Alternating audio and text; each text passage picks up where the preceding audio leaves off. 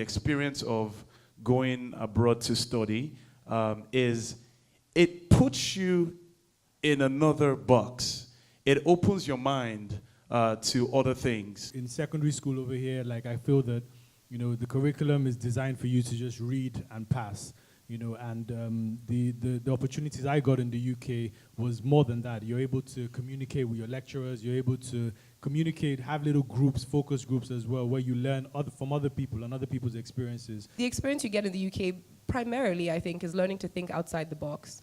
There are no limits. The only limits that you place are within your mind. The key thing for you is to make up your mind what you want to do in the long run. You know that saying that if you find a job that you love, if you find yourself in a job that you love, you never work another day in your life. It doesn't feel like a job. It just feels like you're just lounging because this is something that you've always wanted to do and it's something that you absolutely love. I wish I did more acting classes. I wish I did more dancing classes. Maybe professional dancing, I don't know. Could have been a choreographer, I don't know, but yeah. I wouldn't have done the master's degree. That's what I will tell you. I would have done a second degree, probably in a language, probably travel type things. I would have focused a little bit more on the entertainment industry that I'm in now. For us, I think most of the things that I didn't do when I was growing up or when I was at university was because I didn't think there were people doing those things. I did not take advantage of traveling while I was in uni, while I was doing all these things. I didn't. It just never really occurred We like to to me. mingle with just our own. But I think it's important to also spread out, and get to learn, get to be friends with other people and people from other backgrounds and other cultures. And I think it really broadens your horizon just for good public relations, to just mix with other people and open yourself up. You might find yourself a partner out there, someone else, As long as you show a willingness to learn, as long as you show a willingness to excel, these men and women are there for you. They're always open. The offices are always there and they're always willing to talk you through anything that you don't understand, and it's really important that you take advantage of those opportunities. Also, you also have a learning development center on every single campus university. It was through that I also, I was struggling at some point with certain things, and then my tutors noticed that reading. So during my news reading classes, it seemed to be an issue. Like the words would just hang, and I couldn't say the words. And then I was sent to Learning Development Center, and I found out I was dyslexic. I'm not trying to put Nigeria down, but they're not working for salary. They're there because they want to be there. So they're there. Your tutors are there for you.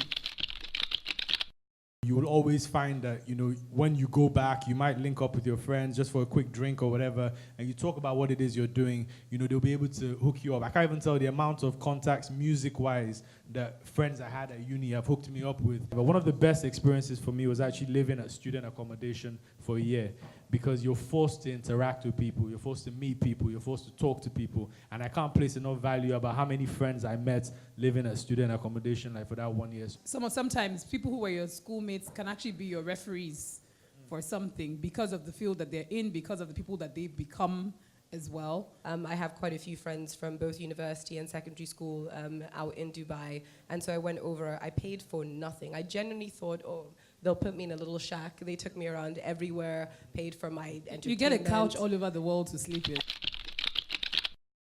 The thing that UK did to me is it let me see things in a different way. It let me interact with certain people and have an idea about life in a different way, in a different field. Now, going there, studying there, getting a degree allowed me do what I'm doing now. One of the things that I took away from that was my business dealings with people, my relationships with people. I'm very professional. There's no sentiment here. If we're going into business, whether we're friends or not, we're dealing with business here, and let's keep it as it is. What I learned was to be very process-driven, and what I mean by that is you have to follow steps to achieve what you're trying to achieve. Over here, there's not that much in terms of process. People just do stuff and figure it out. Because I'm very process-driven, everything that I do now, first of all, if we're going to do any business together, we have to sign a contract. I'm not even trying to joke around with that.